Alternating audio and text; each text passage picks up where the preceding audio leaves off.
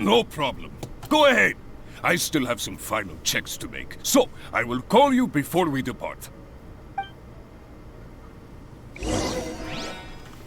I guess.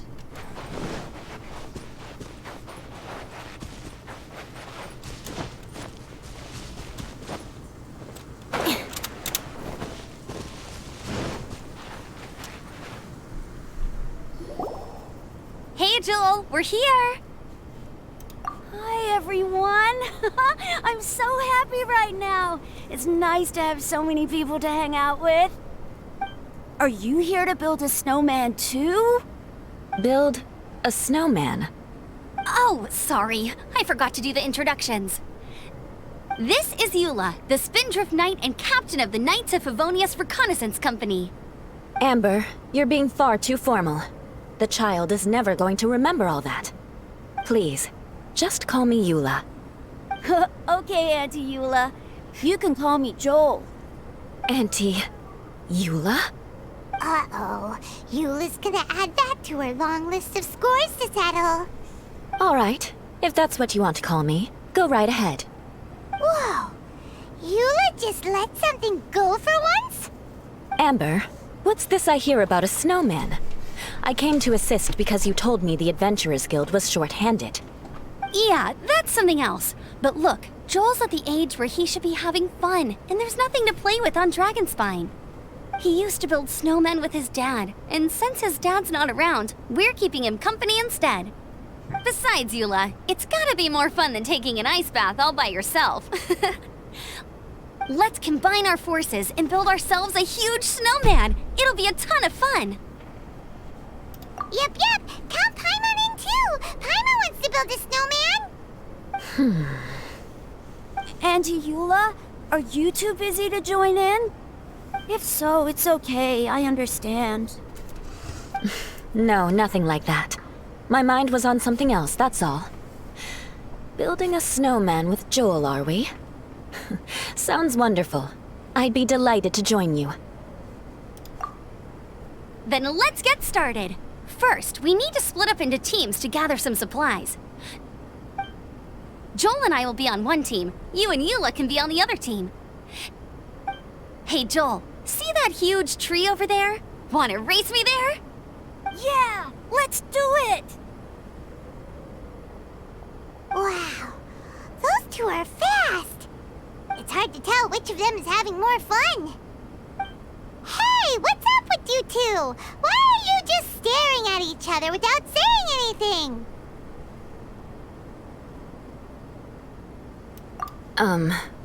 Well...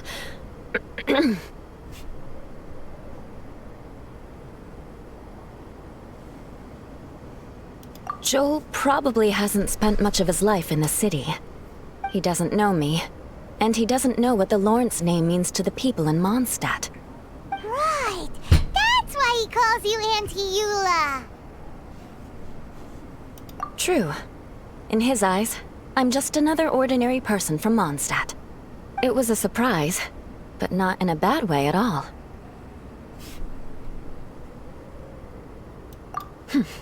How very perceptive of you. Were you staring at me the whole time when everyone was talking? You shan't be getting off lightly for that. The truth is, I'm a little concerned that I might be quite inept at building snowmen. I have never built a snowman before. My upbringing was very strict, so I never had the chance when I was a child. And after I grew up, of course, it's not the sort of thing I would spend my time doing. Oh no! Paimon's starting to feel sorry for Eula. You sound confident. All right then. Enough small talk for now. I see we have a member of the Adventurers Guild joining us. Greetings. We have a slight problem here. We've done a head count, and it turns out that we have an odd number of participants. In other words, we still have one instructor slot left to fill. How it happened was, we originally asked Fischl to be an instructor, but she was busy with something outside of Mondstadt during this period. So, we found another adventurer to fill in for her, but they still haven't shown up yet. Thank goodness you are here. Oh, hello. My name is Gerald. I'm a new adventurer. In that case... Fine. But for that, you will pay. Huh? Pay for what?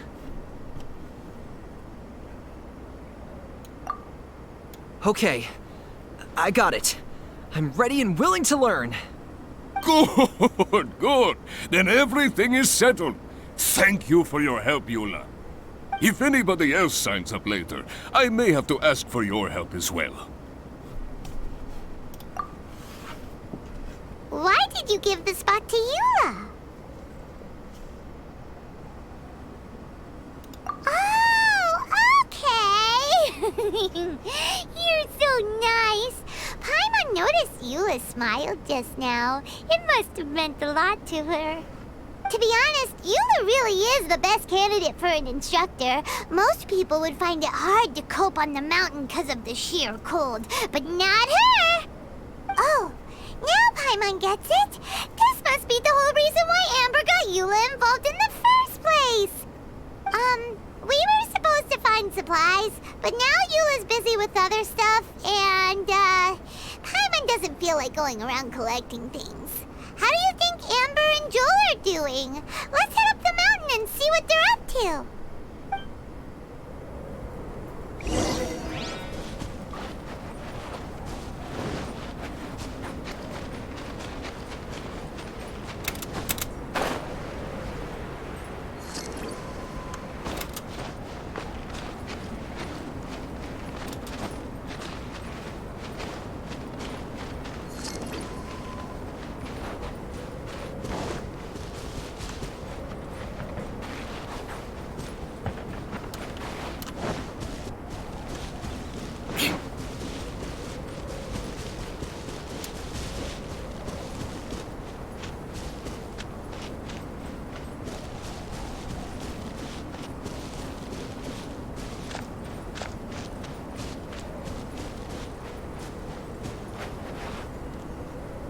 Strange.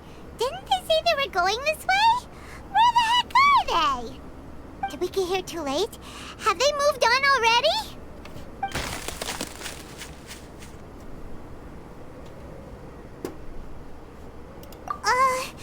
Could they be in danger? Hurry! Let's go check it out!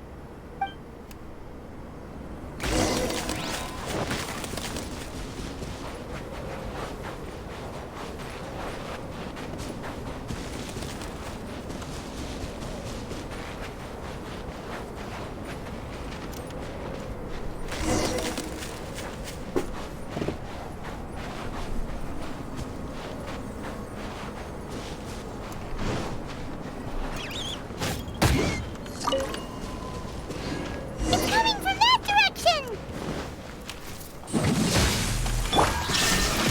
Feel the beat!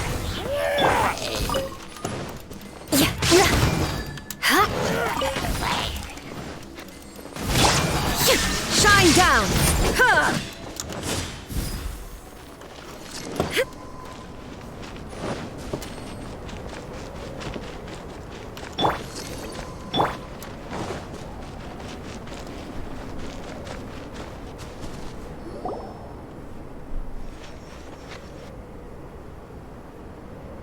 The sound just completely stopped! How could that happen? After all the adventures we've been on, our tracking skills are honed to perfection! Aren't they? Oh, guess we underestimated whatever was behind it. But if that's the case, then what exactly are we dealing with here? I know that voice. Huh? What brings you to Dragonspine? Oh, so it was Albedo all along! All along. Oh, what do you mean by that? On the way here, we kept hearing weird noises, and it felt like someone was watching us the whole time. Turns out it was just you! Honestly, you really gave us the creeps. If you're bored up here, go find something useful to do. Don't go sneaking around scaring the poop out of people. The things you felt and heard could easily be attributed to animals, or bandits, perhaps. You should be wary at all times in this environment. there are all too many ways to sustain losses here if you aren't careful. So, what business brought you here? We actually came to look for you, but then it turned into looking for Amber, but now we've met you, so we're back to that again. Your thought process is rather chaotic, as is the way in which you articulate it. Hey! How dare you! All Paimon's trying to say is that we came here to look for you! Oh, is that so? Then it must surely be something of great importance. I'm all ears. He seems to be in a better mood than we thought, right? Does that mean Timaeus' stupidity doesn't really get to him at... Okay, let's just forget that ever came up. That's okay if you can't tell me about it. Just treat this as an opportunity to stroll on the mountain and enjoy the view. So basically, the truth is we're here on adventurer duty. Oh, I see. So you foisted the rookie off onto Eula so that you could wander off and goof around? We're not goofing around! And Eula was the right person for the job! We were just being nice. What about you then, huh? What are you doing on Dragonspine? A friend commissioned me to do some artwork recently, and I have yet to finish. I came here because it's a quiet place where I can gather my thoughts, gather inspiration, and gather some raw materials while I'm at it. Raw materials? For what? Paint. Star silver can be used to make high-quality silver paint. I just ran out of my previous batch, so I'll collect some ore while I'm here. Ore can be used to make paint? Yes, but you have to be selective with the specimens you choose. Even with a high level of impurities, star silver still contains fine silver-colored particles, but they lack luster, which impacts the color saturation of the pigment made from them. Paint made with such pigment is generally viewed as a fake or a defective product. Interesting. So, paint aside, can you talk about how you find inspiration? Paimon wants to learn. You want to learn to paint? No, not for me. For the traveler. Paimon wants the traveler to learn how to paint. During our travels, we sometimes have nights where there's nothing to do. It'd sure be nice to do something memorable rather than just sit around. Painting is a great example because it can capture a moment in time. So it seems like it's definitely a worthwhile skill to have. Yep, why not? Once you mastered it, you can paint Paimon. Not a bad idea. Well, since you two would like to learn more about painting, why don't you come with me to the campsite? I have painting materials there. You can practice while I give you some guidance. Sounds great! Oh, she'll be fine. She is a Knight of Favonius after all. Let's just forget about all that stuff for now and go with Albedo. Come on, let's go! It's so cold out. Paimon wants to get to the camp and warm up by the fire.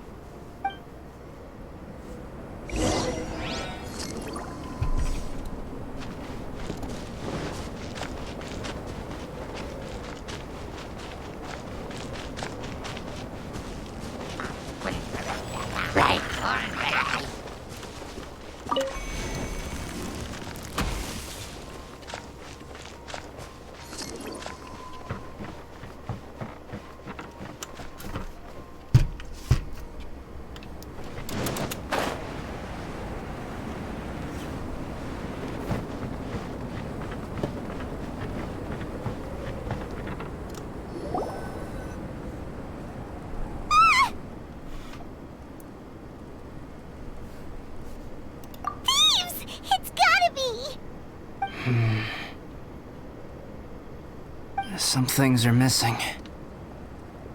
Nothing valuable, hopefully. Wait, where's Paimon's Mora? It's hard to say their value, but some of my alchemy notes are missing. Alchemy notes? Would they fetch a high price? To the uninitiated, they are merely scraps of paper. But for someone who knows what they're doing, the knowledge contained in those notes is more valuable than any treasure. So you're saying only someone who knows alchemy would have stolen them? But the only people who come to Dragonspine are adventurers, thieves, and monsters. What use would any of them have with your notes? I feel the same way. However, hilly trail break-ins and other such incidents are not unheard of on Dragonspine. It's difficult to draw a conclusion based solely on the evidence at hand.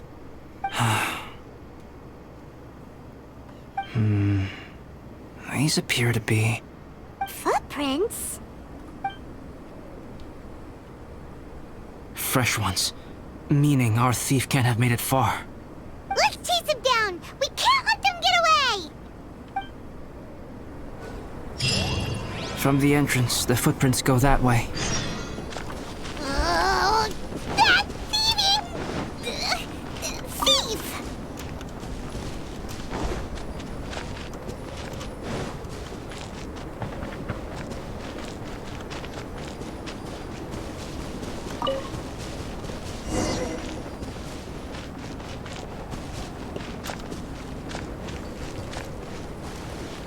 The footprints lead up there.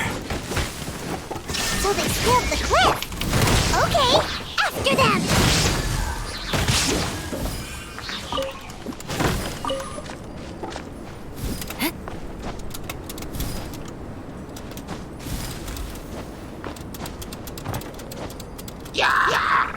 I condemn you!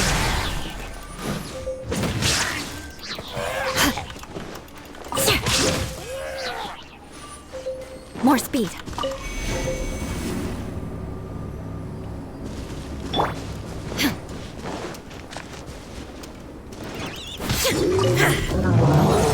There is no escape! My vision is clouded. Pyrotechnics! Time to rock! Eye for an eye. Vengeance will be mine. I condemn you. Shine down!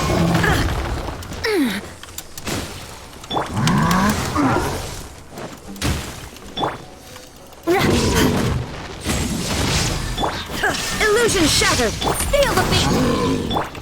Inazuma shines eternal!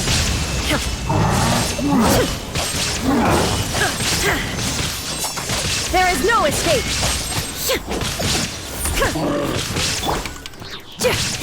Amp it up!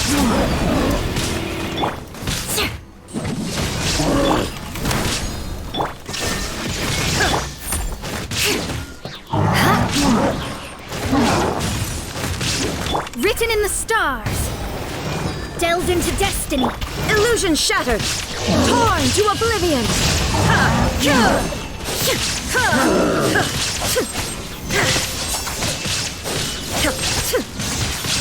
Shine down!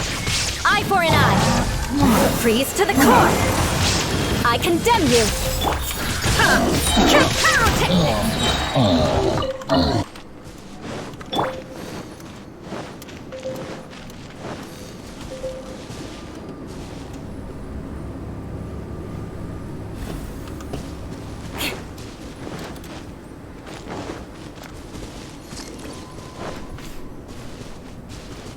Footprints on the snow are so hard to notice.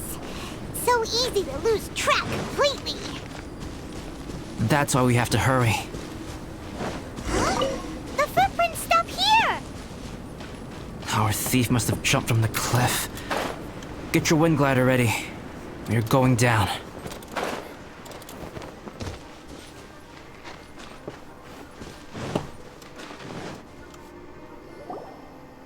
Here, more footprints. They're heading to the cavern. Ooh, we got you now. You sure can run, but you definitely can't hide. Let's go in.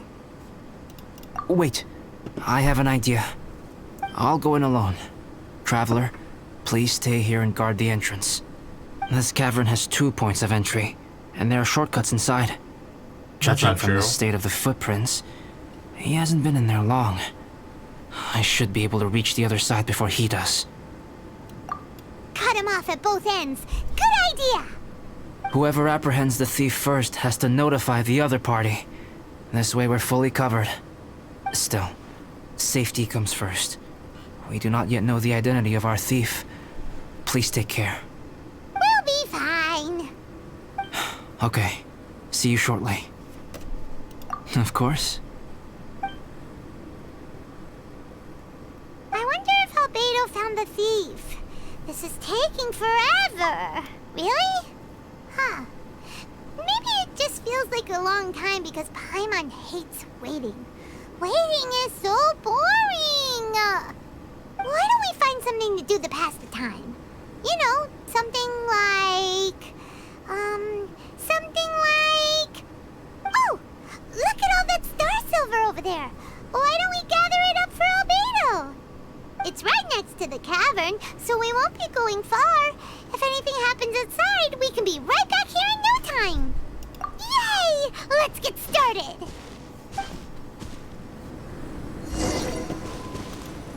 Huh.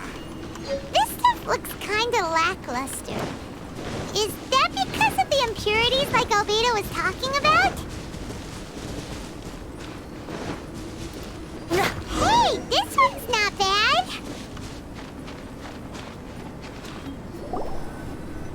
Alright, this should be enough. Some star silver shines a lot more brightly than others, huh? Finally, you're back. Yes. Sorry. I was unable to catch him. He was faster than I'd imagined. Oh. So after all that, we still don't even know who the thief was? What a waste. Still, we won't be going back completely empty-handed. We did some mining. Mining? Yeah, for star silver. Look, we got quite a lot. It's just like you said. Some are really bright and shiny, and others just look like regular lumps of rock with a little shiny bit here or there. Star silver. I was merely saying what was on the front of my mind. I hadn't thought you would genuinely go and gather some. Well, you said they can be turned into paint, so we got pretty curious. Also, if it weren't for that thief, we'd be making paint by now anyway, right? Or even painting by this point. Anyway, it's all the thief's fault for wasting our time. Yes, it's all the thief's fault. The notes mean a lot to me. I'm not quite ready to give up the search yet. Let's keep an eye out for clues as we go. Oh, just one thing. Do you want us to bring all this ore back, or did you want to sort through and get rid of the useless bits first? There's no point in bringing the bad ones back if it'll ruin the quality of the paint. Some of them do look pretty dull to Paimon, so it doesn't seem like those will be of any use at all. Indeed. The sorting process is necessary. Humans are such practical creatures. They only want those things that are good. Once they have learned to distinguish between good and bad, they will never stop comparing things in their minds. Useless things should be disposed of at the outset. Right! Saves a lot of time that way. Efficiency first. So let's start by... Help! Help me! Wait! Did you guys hear that? Was that a cry for help? It's likely an adventurer in danger. Okay.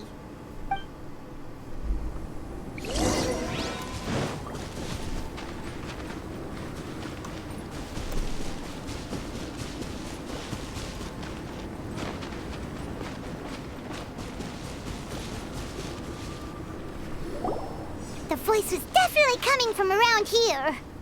Is anybody there? Help me! No way!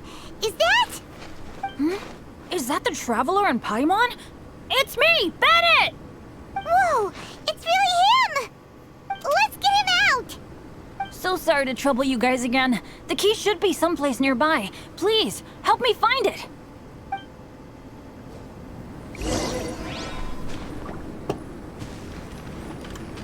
Wow, so much clutter! Oh, we're not gonna find the... Uh-oh! We got company! Power cord! Let's end this Stretch us in! We're not going anywhere. Now you shall perish! Ha!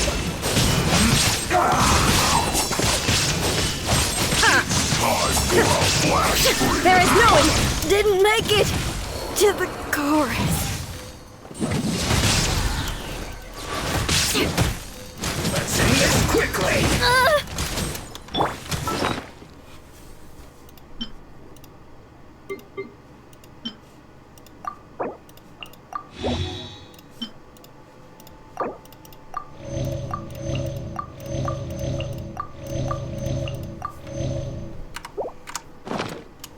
Illusion shattered! Feel the beat! Eye for an eye! Flood of frost! This is bad. Delve into destiny!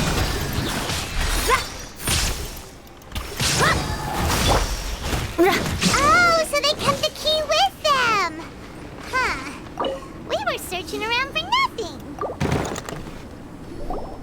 Oh, finally, I'm out. Thank you so much.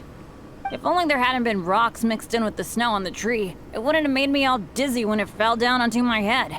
And then I would have never walked into the Fatui's trap. Bandit? In a cage? Never saw that coming. I won't bore you with the rest of the details. Just me being unlucky again.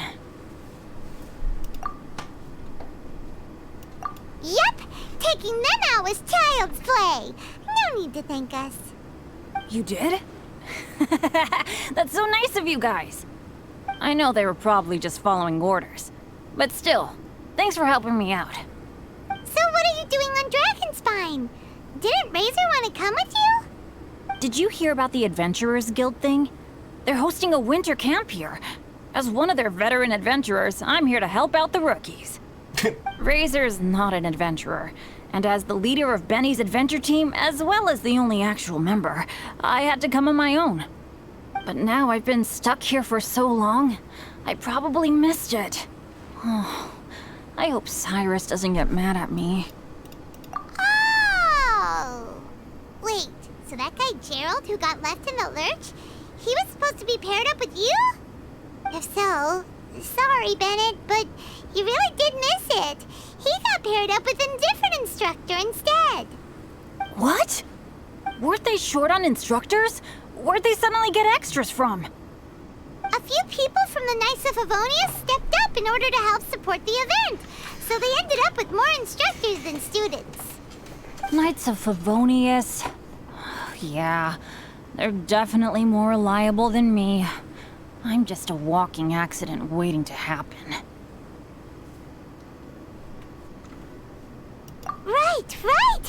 Anyway, that was just the situation when we last saw them. It might have changed by now. Who knows?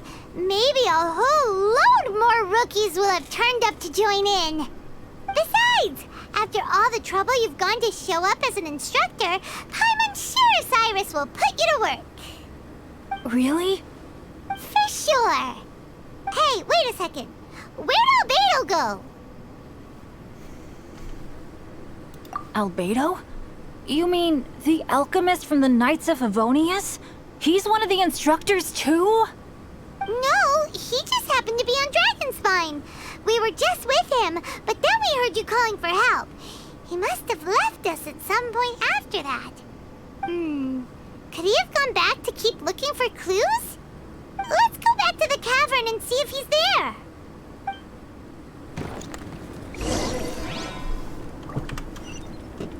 More speed.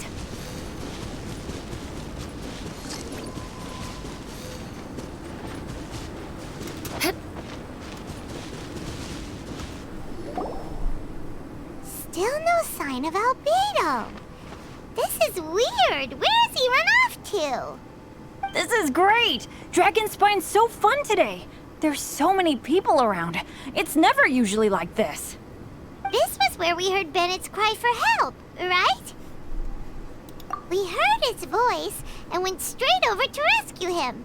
Then we noticed Albedo was gone. Huh.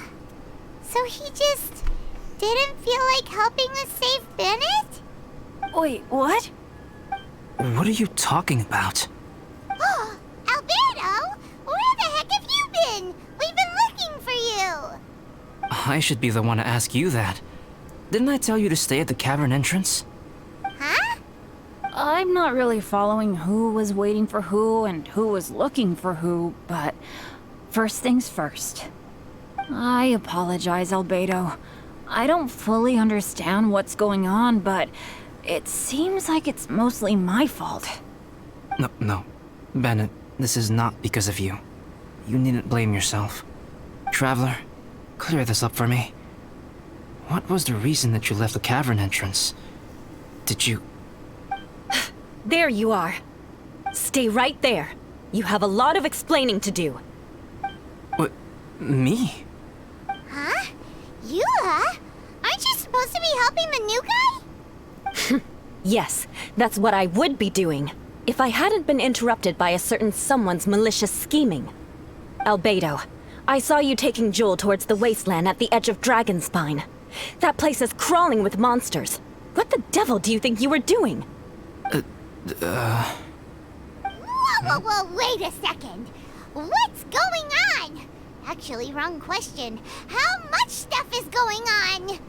When I came to stop you from leading Joel any further, your first reaction was to throw the child down and attack me. When I fought back, you quickly fled. Care to explain? I see. Interesting. Interesting. Eula, it sounds like you met an imposter. Someone who was impersonating me. Impersonating you? To what end? It is difficult to draw a definitive conclusion for now. But these strange incidents do seem to be connected.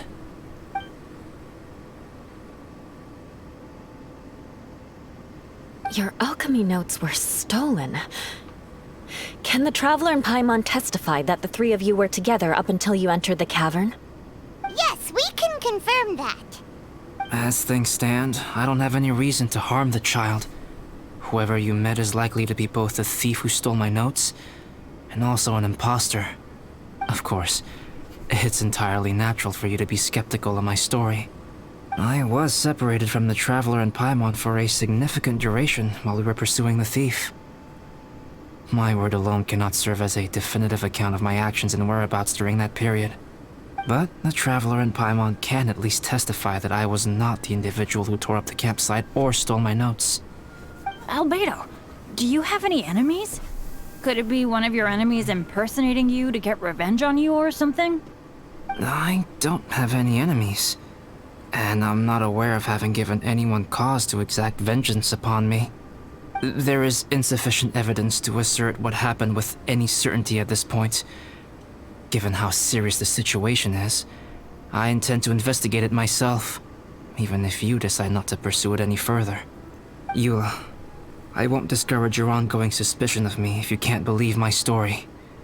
Though, naturally, I would hope you can afford me some credibility on account of our solidarity as fellow members of the Knights of Favonius. Traveler, Paimon, Bennett, if you are willing, I welcome you to monitor my activities beyond this point so that you can act as my witnesses. If I am what this imposter wants, he will come looking for me again eventually. Things can only become clearer from that point on. I'll give you the benefit of the doubt, as preposterous as your claims sound. And I will choose to believe that an imposter went after Joel, and not you. I will keep Joel safe. If you need any support with the investigation, contact myself and Amber. You have my gratitude. As far as Amber goes, I will... Eula! Eula! Where are you? Amber, we're here! Eula! Oh, and Traveler, Paimon, Albedo, and Bennett. You're all together. Great. Bennett, I'm glad I ran into you here. Cyrus was telling me you still hadn't shown up. He was getting worried you might have run into some trouble. Yeah, I ran into a little trouble. Thanks for your concern. Sure thing. Well, now that I found you, let's go check in with Cyrus. But before that, has something come up? How come you're all gathered here together? Need any help? Between us, there have been a few minor incidents, but nothing I haven't already dealt with. Oh, yeah. It's my fault, really. All because of my bad luck. But everything is fine now. So, it's all set then? Great! Shall we head back down together? I did say I'd bring Bennett back if I saw him. Sure, I'm ready to go.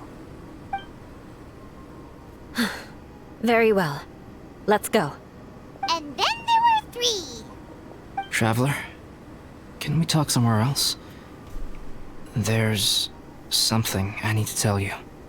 Let's go to my camp.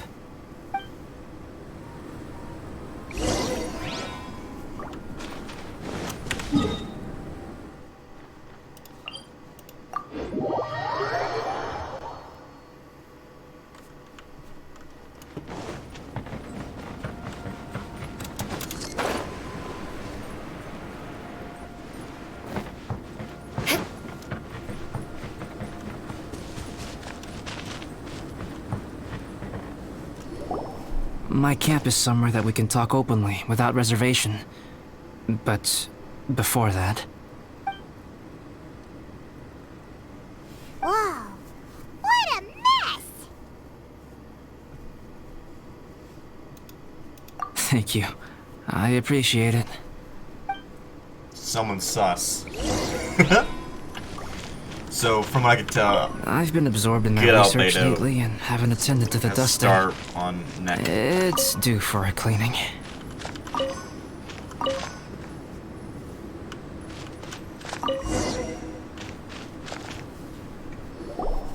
Yep, that should do it. Neat and tidy.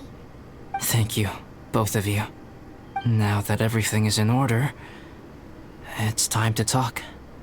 You look really serious right now. Is this about what happened earlier? I remember I once told you that you must have questions, and that I would answer them. I also said that, while I did not wish to deceive you, there were certain things I could not go into detail on. I am a synthetic human being. A human forged by human hand. The one who created me, my mother and teacher. Her name is Rhine-daughter, a researcher from Conria, also known as Gold. A synthetic human? What the... How the heck does that work? When the pinnacle of attainment in alchemy is combined with unimaginably vast learning, the apex achievement is the creation of human life. When you say Conria, do you mean... I am indeed somewhat older than my appearance might suggest, but when I came into being, Conria had already been destroyed. I have no memories of it. My master raised me and taught me everything. Like her, I am a pure alchemist. I live for academic knowledge. Nationality and identity are not what ultimately define us. Traveler, what is your general feeling toward Dragonspine? You've visited numerous times now. Would you say it's a cold, eerie, and melancholy place? Rhine-daughter created 2 miraculous beings. One is me, and the other is the venomous dragon, Durin, who died here. Durin? So that makes you guys... brothers? As sons of Rhine-daughter, Durin and I are indeed inextricably linked to one another. The phenomenon of our creation defies definition within the scope of a typical human worldview. But if we may tentatively call it birth, then yes, we, by extension, are family. Speaking of Durin, Paimon remembers that his power was quite... special. That's right. Because of this, whenever strange things happen on Dragonspine, it always makes me wonder. For instance, the feeling of being watched that you described, as well as the sounds you heard, and the one impersonating me that Eula met. Oh, right! Paimon knows what you mean. When Eula and the others were here just now, the Traveler gave me a look as if to say, don't say anything. Probably because it would only make you more suspicious, so Paimon kept quiet. But Paimon noticed that you came out of the cavern not too long after going in, and you told us that you didn't manage to catch the thief. Then we heard Bennett calling for help, so we went to rescue him. But strangely, you didn't come with us. And when we got back to the cavern to go find you, suddenly you were the one looking for us. So, it seems that you met my imposter too. Well, if so, it was a pretty good impression. He had you down to a T. We never would have guessed. Also, after he left us, why did he go after Joel? Perhaps Duran's power drives people to madness. But that's merely crude conjecture. Whether someone is impersonating me or there is another false me out there, this is a cursed tale, and it is not one whose weight you should have to bear. Traveler, perhaps you should return to Mondstadt if you have no further business here. The work that lies ahead will occupy me completely.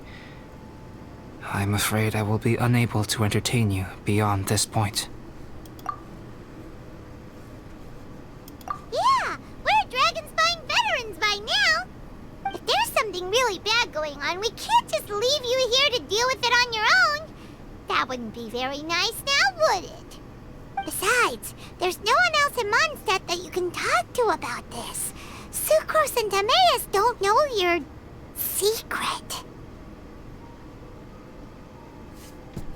Yeah, don't push us away at a time like this. All right. Thank you. You were intending to participate in that winter camp, if I recall correctly.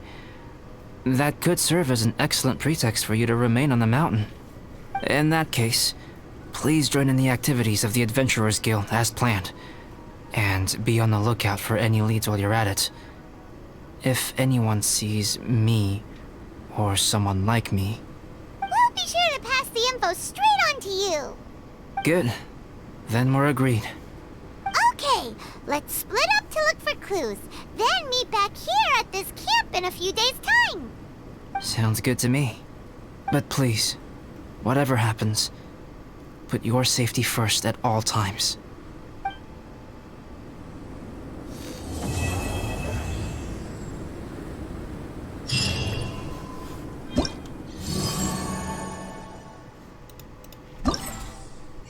Event shop, what we got?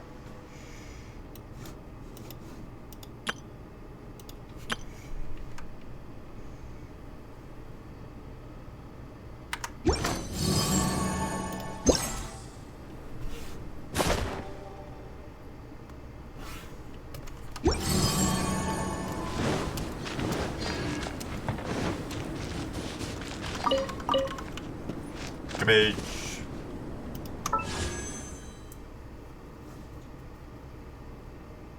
Hold on, I'm curious. I would think the one without the star is the good one. If it's character in game, I would think that one. Alright. Alright, so this one does have the star. So the one without is evil. The one that's Satan.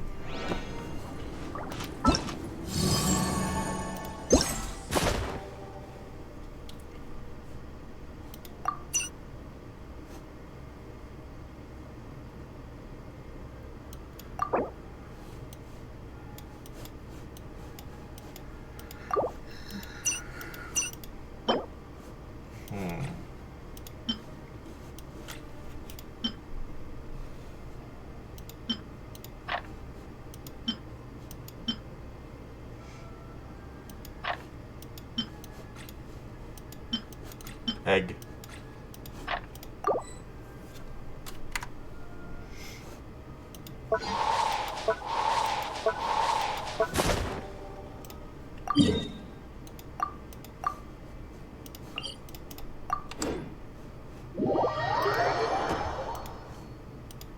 Far from it. I was told the type of dissolution we filed for would go through quicker than the usual divorce. But has anyone else had a divorce go through this fast? Is this normal? And my stepson is doing well. He is working 2 jobs and taking some college courses. I haven't heard from him in a couple weeks. Tried calling him to let him know I am no longer legally his stepdad, but no answer. I'm not looking forwards to this conversation. Well, I spoke with my stepson yesterday. Turns out he dropped his cell phone in the toilet and had to wait until he got paid to get a new one. Rip. He's okay with the divorce and actually congratulated me. We reaffirmed our father-son relationship and I feel greatly relieved. What can I say? I fell in love with that skinny, nerdy boy the first day I ever spent with him. He, myself, and his mom all went to a county fair and we had a blast. I really enjoy that memory of my ex, at a time when she and I were happy and in love, before the demons came back to claim her. Anyway, my stepson and his girlfriend are coming to see me this coming February. What can I bought do? him an out-of-state hunting license and we are going to do some duck hunting. Some weeks later, I got an email on Christmas Eve from my ex asking me to call her because she wanted to talk to me. I had not gotten an email from her in well over a month, so I was intrigued. Some of you will chastise me, but I went ahead and called her Christmas morning and we had a rather long talk. She of course was lonely and depressed being in custody during Christmas. She cried a lot, but not once did she discuss us or possible ours. She did get the divorce decree and she said that she cried for a whole day when it arrived. She just apologized repeatedly for messing our lives up and asked me repeatedly not to hate her. I told her I didn't hate her, but I did hate her obsession and I hated the way she debased herself and defiled her body just to support her habit. I told her I hoped she would take advantage of her time in there and the upcoming treatment center she was supposed to go to afterwards. I told her I wanted her to get clean and move on and live a productive life, but that I could no longer be a part of that. No arguing, no acrimony, just a lot of sadness. I think she felt better after the talk and I was actually glad to give her that gift. Call me a schmuck, but I actually do feel sorry for her. Then after that I went over to my girlfriend's house and she made me a big plate of honey-baked ham, yam, green bean casserole, and salad. Then she took me into the bedroom for dessert. I don't know if I'm a damn good man. Believe me, I have a lot of faults. I wasn't always the perfect husband to my ex, and I'm now working on issues that I have had for a long time so that, in case I ever get married again, I won't repeat the same mistakes. As for my ex, I seriously do not hate the woman, although I have every right to. She's way down right now, and kicking her now would be the ultimate cruelty. I don't want to see her suffer, even though I know she brought this suffering on herself. She accepts that she is the one who has to save herself. No one else can. I told her that I don't mind occasionally talking to her either by phone or email, but not to expect a steady stream. I straight up told her that, for right now and the foreseeable future, I have no intentions of being her friend, in the sense that she can call or text me anytime she wants and go over the daily status of her life. Maybe one day, away down the road, she and I can come to a parity, forge some kind of friendship. She has a lot of worthy traits that would make her a good friend, but for now she is too broken, too risky. I also was straight up with her and told her that I was seeing someone and that I had moved on to a new relationship. She started crying and went silent, but surprisingly she didn't lash out at me. It was awkward, and soon the 15 minutes was up and she had to pass the phone to another inmate. Don't know if we will ever talk on the phone again. She has not emailed me since, so I imagine she's ruminating over the conversation and the knowledge that she has been replaced with a much better woman. About a month later, I thought I would update you all one positive bit of news. My girlfriend and I are moving into a house together here in town. My boss is actually putting the ranch I lived in up for sale. His wife recently had a stroke and is very frail. They are both in their 80s and they are planning on moving into an assisted living facility together once he finishes turning the company completely over to his son. I will be helping him get the ranch ready to sell. Meanwhile, he is letting me use his nice flatbed trailer to move all my girlfriend's furniture out of her house into the new one we're renting. 2 weeks later, update. Well, I just heard from my stepson. About 2 hours after my ex-wife was transported from her facility to her new treatment center, she jumped into a car with someone and took off. Now they have issued a warrant for her for running away and breaking her probation. Her madness never ends. Good thing, I'm 2 states away. She has no idea where I am. My stepson and I have talked about him relocating to my town. I asked him to last year, but he didn't want to because he had a girlfriend he didn't want to leave. Well, the girl cheated on him and he dumped her. So now his mind is clearer and he sees that staying where he is not the best plan. He's torn apart about his mom, and I told him I could get him a job and a place to live here. There is also a good HVAC tech school nearby where he could go and get his AC Another bucket. certification. Cool. I hope he takes me up on my offer. He needs to get away from that whole situation. I don't want the cops calling him in the middle of the night to come and identify his mom. Another 2 weeks later, well, they caught her. Ex just called my stepson from behind bars again. First time she has talked to him in weeks. Asking him to go pick up her belongings from the dive she was hiding out. He told her to duck off. Feel the beat! Poor kid, he's a wreck. I got to get him out here and away from all that. She has to be the stupidest person I know on this planet. I'm so disappointed and ashamed and pissed at her. I told my stepson's son not to go anywhere near that place. I'm also a little bit pissed at him as well. He got back together with his ex-girlfriend who had cheated on him a few weeks back. I gave him the best advice I could, but I'm not going to impose myself on his life. He's going to have to learn the hard way. Shine down! Steer him towards getting rid of that toxic girl. I will feel like I served my purpose in his life. I don't want to see him go down the same road I did. I have never liked his girlfriend. They have been going out for 2 years. There is no escape! The whole time she has treated me. Rack and ruin! Always talking down to him. Shadows of fate, decided by I destiny. asked him the last time I talked to him why he would ever... Torn to oblivion! Very nice kid. Good looking. Loved him and things. I personally know of at least 3 female friends who would gladly have his baby. And they are so much better. Illusion shattered! I told him I just don't get what she is not attractive at all. I condemn you! Says ignorant things, has zero sense of humor. Is both physically and intellectually lazy. And is a proven cheat. I just don't get it. Sometime later, my ex-wife's probation is most likely being revoked. She's headed for hard time in the state pen. On a happy note, my girlfriend and I got engaged last night. It was she who asked me to marry her. Right now, we are in a great place together. We have a quiet, peaceful, undemanding relationship, and I like it. Our personalities complement each other. We are not rushing to get married. She wants to spend a year or so living together and really getting to know each other in and out. So far, I like what I'm seeing. My GF is a mother of grown kids and has had her own share of heartbreaks and disappointment. She knows everything about my ex-wife and I. She knows some of the crazy and disastrous choices I have made in the past. And yet she does not judge me. My ex has hurt herself far worse than I ever could have or could ever think of doing. I have moved on from her, to the point where I don't think much about her at all. I have a beautiful fiancé who cares about herself and has self-respect. She loves me, takes care of me, and isn't afraid to stand up to me when I'm acting like a doofus. We get along splendidly. I plan to live a happy, meaningful life with her. As for my ex, my hope is that she gets out and finds a way to stay clean, and that she gets to a place where she is safe and secure. I don't think she will ever be a happy person, but my hope is she will come to a place of peace. I don't really wish any ill on her. I don't want to carry any anger forward in my life. Life is too short. She didn't push me for the marriage. We broke up one time after about 3 weeks of dating because she was still seeing an old boyfriend on and off and did not want to lead me on and string me along. We stayed friends, and a couple months later we hooked back up after she broke up with that old beau for good. Since that time, she and I have been inseparable. We moved into our house together, on my prompting, a little over a month or so, because we got tired of not having our own place to be alone together. Her kids are renting her old house, so things have worked out good. There is no real pressure. Like I said, we don't even have a wedding date set. She wants to live together for a time first and see if we are really compatible. In fact, we may not even make it to go get her ring this week as her work schedule won't allow for it. First off, my fiancé and I are indeed taking it very slow. We were just talking last night that she may want to go ahead and go back to school and get her teaching certificate before we tie the knot, which could take up to 2 years. I like this idea and tell her so. I have no desire to get married right away. Second, my fiancé was upfront with me the first time we dated that she was dating another man occasionally. This man lives in a town about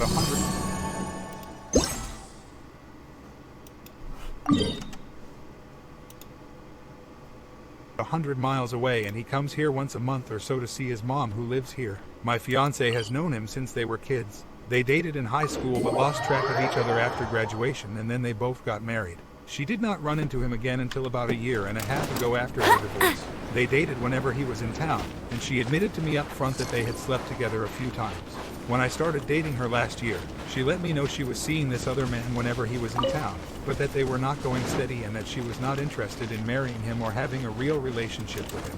Understand that at this point she and I were not going steady, nor had we promised ourselves to each other. We were seeing each other about twice a week maybe. I was okay with the thought of her dating other men, since we were not going steady, and because it was just sort of an abstract idea in my head. But one night when I was in town, I saw her and him together at a diner. With my feelings still raw over my ex-wife, I got jealous. The next time I saw her, I told her that I could not date her as long as she was dating other people and that it was too soon for me to be dating anyways. She seemed very disappointed, but she also told me she felt awful because she had hurt my feelings. I told her that was not the case and that my feelings were my own. So, we agreed to just be friends and stop dating romantically. A month or so later, when we were talking on the phone, she told me that her and that guy had stopped dating because he had fallen in love with another woman in the town he lives in and told her he could not see her anymore. She and I did not start dating right away though. I think she wanted to wait and let me make the first move, so eventually I asked her out on a date. On that date, she told me she had missed me while we were apart and that she realized she had stronger feelings for me than she had thought. So, it progressed from there. See, if she had lied to me about the guy and I had found out she was dating him and me at the same time, I would have dropped her like a rock and never looked back. She has been honest to a fault with me on everything so far. I have not seen any indication she may be talking to someone else or fooling around on me. She never uses her computer. She is always with me unless we are at work. She never hides her cell phone or walks in the other room when someone calls, and she is always leaving it laying around. I have the access code to it because she often lets me use it since her cell provider has much better reception out here in this rural area than mine does. So, for now I am not worried, but I will remain vigilant. Believe me? Quick update. My stepson called last night. They had a pre-sentence hearing for my ex-WW. She waived a full revocation hearing and went ahead and had her lawyer ask the judge to sentence her. She got a bit more than 2 years with credit for 6 months served. If she behaves, they will parole her in about a year. Can't say how I really feel. Guess it has not sunk in yet. Believe me, I'm not walking blind here. I do not have my fiancée on a pedestal. She has given me the full rundown on the crappy things she has done in her life, and I have done the same. I'm no angel. I've done some questionable, stupid, silly things in my time. Basically, all the worst things you can do at Vegas. I have delved in the darker side of life. Not proud of it, but I learned from those experiences and won't repeat them. If anyone should be questioning their choice in a significant other, it should be her, not me. As for all of that stuff that went on with the guy she was dating when I first met her, I have a full and clear picture of the timeline of that relationship. It was a relationship that would not have lasted, irrespective of my meeting or not meeting her. I stepped off stage while she was winding things down with him and did not start dating her again until she had been breaking up with him for a couple weeks. I'm not her plan B. If I was, I would not have let the relationship go any further. An update. My stepson had finished his testing and has enlisted in the Air Force. He will be heading for basic training in a little over a month. He wants me to drive up there and spend time with him before he leaves. Do I'm arrange some vacation time. I think he's planning a fishing trip, so it will be one last time I get to spend with him as a young man before he becomes a full-fledged man. He talks to his mom on the phone every weekend and says she's adjusting as well. She hasn't been up, but she says it's a horrible, scary place. She had him forward a letter to me. I have not opened it. It has sat inside the glove compartment of my truck for over a week. My fiancé is dying for me to open it. I may just give it to her to read, as I don't care what that woman wants to say to me. It's all pointless now. I don't know why she wastes her time. I've already told her I've forgiven her. She is Catholic. Maybe when she's released, she can become a nun. Well, I let my fiancée read the letter last night. She had a furrowed brow and just sort of tossed it to me with a grunt of disgust. The letter was more of the usual "I will always love you and I'm so sorry for all the pain I caused" stuff. No new revelations. Telling me a bit about her life and how they have her working cleaning details and working in the kitchen, wanting to know what I was doing, how my life was. If I was seeing anyone, she does not know of my engagement. If I would correspond with her. Well, I tossed it in the trash, and then my fiancé wants to spend some time with me. About half a year later. Just an update if anyone is still interested. On the positive side, I finally got the job as a bus driver for the school district here in the town I live in. I will be driving one of the rural routes, so I will have to get up real early every morning. I have to complete a state-mandated training course starting in October. I'm very excited. I also will be on call to drive the sports teams out of county to games and meets. I've given my employer my 1-month notice. I'm really excited. No more hauling concrete and sand. Things are going great with my fiancé. We are falling deeper in love every day. I can't believe I actually broke up with this woman for a time when we were dating. She's straight as an arrow, caring and sexy as a woman can be. She wears me out. Our wedding is slated for some time this December. It's going to be a small private affair. We live in a tiny little house on a quiet street and we live a very simple life. But we love it and we love each other. My hope is that we grow old and fat and stay together till the universe forgets about us and in the end all we have is each other. I think that's the way it was meant to be. My stepson graduated basic and is now attending some Air Force training school back east. He's happy, not dating, smart man, and we are still close. He calls and emails me every week. My ex-WW is still doing time. She has not contacted me, and my stepson has only talked to her 3 or 4 times since she landed in the pen.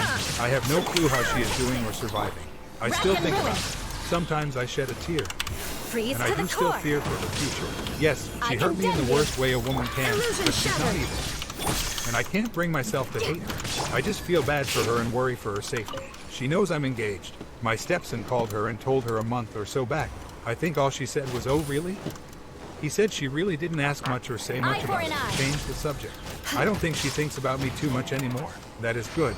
She needs to be focusing on herself. Our house is a little place. It can't be more than 1,000 square feet. We're renting right now, but if my fiancée sells her old house, which is an enormous 4-bedroom, 3-bath 35-0 ranch style, then we will most likely buy this place. Her daughters are living in her old house right now, but they are grown and will be leaving the area soon. This little place is perfect for us. It's easy to maintain, has a huge yard for a garden, and because my fiancée in the early stages of rheumatoid arthritis, it will be easier for her to get around in and take care of if I pass before her. Another half a year later, well, my fiancée is no longer my fiancée. She's my wife. Right after Christmas, we decided we were tired of waiting, so we grabbed her daughters. I grabbed some pals, and we all went down to the local magistrate's office and tied the knot. My friend had his laptop with him, so my stepson could serve as best man through Skype. He was crying when it was over. Hell, we were all crying. When she and I are together, we are either hugging, kissing, or laughing about something. Total bliss. When I'm at work, I'm missing her and cannot wait to get home. She texts me about 20 times a day telling me how much she misses me. The honeymoon is on hold until we save up some money. Looks like Hawaii is the goal. As for the XWW, my stepson has heard little from her since she was released. Last he heard, she was back cleaning hotel rooms. My hope is that she is going to treatment and staying clean. Otherwise, I find myself thinking less and less about her. I don't harbor any anger towards her anymore. I believe I have moved towards indifference, although I do wish her well. I finally feel like my heart is healed. How you guys like this final ending? Was it something you expected? Some people expected Dormant return. Some people expected a happy ending. If you like this ending, smash that sub as well, and I will work on the next one after I get a quick nap. Illusion shattered. When it comes to investing, it's about what's working for you, your children, and their future. At JP Morgan, we'll bring a dedicated advisor and a personalized strategy to get you where you want to go. Planning, investing, advice. JP Morgan Wealth Management. Flood of frost. I condemn you. There is no escape. Trying to hold on, but it might be time to go. This is my first time posting. I have been watching these stories for the last couple of months. Please excuse the length of this post. I sincerely do apologize, but I wanted to provide as much detail as possible in order to receive constructive advice. My wife and I have been married for 14 years. We have 3 children. I am a young and active 47, and she is 39. I always thought we had a great life in marriage. We seemed to be totally in love, always talked about how fortunate we were to have each other. Our relationship has always been the envy of our friends and the pride of our families. I am fortunate to have a good, solid income, nice home, and wonderful children. I am one of those husbands that always considered my family to be the most important part of his life. I am home every night by 6 p.m. I am involved with our home life and don't hang out with the guys. My wife had become slightly selfish, but I was okay with that because we had a good marriage and I loved her. When we first met and were married, our relationship was close to 50/50 in terms of commitment, emotional energy, communication, sacrifice, and even household chores. But over the years, the ratio had gradually changed. I had become more of a giver, and her more the taker. I gave her new cars every year. I paid her credit card debts. She loved shopping, clothes, shoes, etc. She always looked stunning, and I was okay paying for that. I wanted her to be happy and have all the things she didn't have growing up. Her income was hers, but my income paid for everything else. In retrospect, I was the enabler for her taker by spoiling her and allowing her inner princess to take over. I was the attentive, loving husband, and she was the center of my universe. This is her first marriage and my second. My first marriage ended after 2 years because I discovered my XW had cheated. I divorced her immediately, no children, and it was over. She regretted her affair and wanted to, but I declined and moved on. It was a very difficult time for me. I took many years to learn to trust again, but I did, and 5 years later I met and married my current wife. About 2 years ago, I started to have a feeling something was wrong in my current marriage. The same gut feelings that lead to the discovery of cheating in my first marriage. My wife seemed slightly disconnected. I discussed these feelings with her many times. She denied anything was wrong, her or us, and that we were fine. I couldn't shake those feelings, so I started looking deeper. I discovered in our cell phone records that she had been texting and calling some guy for 3 months for 160 texts, and about 30 phone calls back and forth between June and August. He turned out to be a Facebook friend from her GJ high school days. I joined Facebook and was able to see some of their posts and comments to each other that seemed flirty. I confronted her and told her to stop all contact and delete him as a Facebook friend or I would divorce her. She complied and ended contact with him. I even called him and told him to stay away from her. She told me that they were just friends and she got carried away and that she was sorry. She said he was married with 2 kids. They lived separate lives and were only together for their kids. She admitted that they had met for coffee and he was at her class reunion. I could not attend with her because I was at Boy Scout camp that weekend with one of our sons. We reconciled and were fine after that until about July of last year. I started to get those gut feelings again. Again, I expressed my concern to her. She again assured me that we were good. Our sex life seemed to be slipping to about once a week. Not from lack of trying on my part. I began digging again. Nothing. She now had a new phone. A smartphone with complete internet access. This should have been a big red flag. As the year went on, she seemed to become more disconnected from me and our children. I found I was doing more and more around the house, and with the kids as well as working 50 hours a week. Because of my income, she has the luxury of only working 3 days a week. About 15 hours total. I tried to reason that she may be going through a funk of some sort. She had lost both of her parents a few years ago for months apart, and her grandfather a couple years before that. She was now 39 years old. Possible MLC, her group of girlfriends that she would go out with about once a month, seemed to be breaking up. She was also unhappy with her job. She had stopped working out at the health club and was complaining that she was gaining weight. I thought she looked great. In December 2010, she spoke the words that no husband ever wants to hear. I'm not happy. She said she was dealing with stuff in her mind. She mentioned her parents and the fact that they died young. 50 seconds. She said she was thinking about mortality. She also said she didn't know how she felt about me anymore. I was stunned to say the least. I didn't expect this. After this point, our sex life stopped. She noticeably pulled away from me emotionally and physically, and little eye contact. During this time, she stopped going to church with us as well. I became hypersensitive to everything at this point. Alexa, find holiday movies. Alexa, turn off the TV. Cool. I carefully listened to every word she said, which wasn't much. She was never one to be open with her deep thoughts and expressing emotions. She internalizes. She did not give me much to go on. I began to investigate and track her miles, as well as noting everywhere she went. I became convinced there was something more going on. In early January, I found out she was Facebook friends with him again. He had blocked me so I could see the friendship. I confronted her and she said that it was no big deal, and they didn't communicate much, not like before. She also reiterated to me that she was not happy again, and that he was not a factor. In mid-January, I then installed a GPS tracker in the car she drives. I felt like scum for having to do it, but I needed answers that she was not giving me. I began to find inconsistencies immediately, but nothing conclusive. I would not bring them up yet. I didn't want to tip my hand. I was now convinced she was involved with him again. While she was sleeping, I got into her phone and found several messages in her sent file that she forgot to delete. They were from October. They seemed to be passionate in nature, but incomplete. Just responses. They had terms of endearments for each other like gorgeous and beautiful. She was signing with XOXO. She was upset that I went into her phone. I left the house for the day to think about everything. She stayed in bed all day. When I came home, I sat her down to talk about everything. She said they were old messages. She said that he is just a good friend and he was nice to talk to and funny. She said they had met for coffee a couple of times and messaged a couple times a week.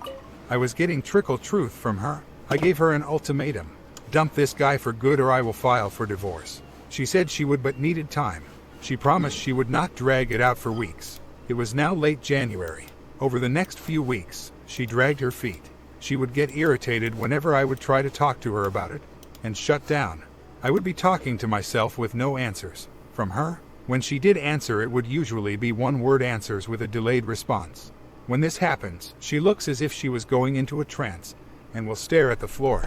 At times she would start shaking. She kept saying she needed time to do this. I could tell she was fence-sitting and ambivalent. When she did talk, she seemed to only remember the low points in our marriage. There were not many and they were minor and none of the great times. She had rewritten our marriage history in her mind and would tend to demonize me at times and accuse me of being controlling and emotionally unavailable when in actuality, the opposite was true. I would point out some of the errors, and she would look confused and not have a response. During these times I was always calm and composed with her. I was not begging or pleading, but I was trying to ask her questions, and occasionally point out that in our relationship was basically sound and salvageable. She remained distant. Not much conversation or eye contact. The GPS data had showed me that she had been meeting him at least a couple times a week, which was easy because my wife only worked 3 days a week. About 5 hours a day. He is self-employed, if that is what you call it, and works out of his family house. About 5 miles away, they would meet at the grocery store, have lunches together, in coffee shops, meeting and parking in far corners of parking lots for short amounts of time, going for drives. I found out later that they had met for dinner and drinks at least once. She had lied and told me she was meeting a girlfriend. The GPS also showed that they had met in a hotel one afternoon. This was the point that I confronted her with all of the GPS evidence. She broke down and cried and swore that nothing physical ever happened, and that they had kissed once. In the hotel room they were only talking, and she was crying the whole time because she had to make a choice. She said she needed to talk to him, and she knew she would be crying, and that's why they got a hotel room. At this point she said that it was pretty much over with him. I asked her if she loved him. She said no. In late February, I made an appointment with an attorney and told her if she didn't say goodbye to him forever. DNC? Fully commit to rebuilding our marriage. Seek help in IC to start with, and hand over all passwords for her laptop and phone by the time of the appointment. 3 p.m. I was filling for D. On the day of the appointment, she sent me a text at 1:30 saying that she didn't know if I really had an appointment, but she didn't want me to go. I sent back I didn't want to go either, but I cannot live like this anymore. At 2:58 p.m. she sent, I know. I understand. I'm sorry.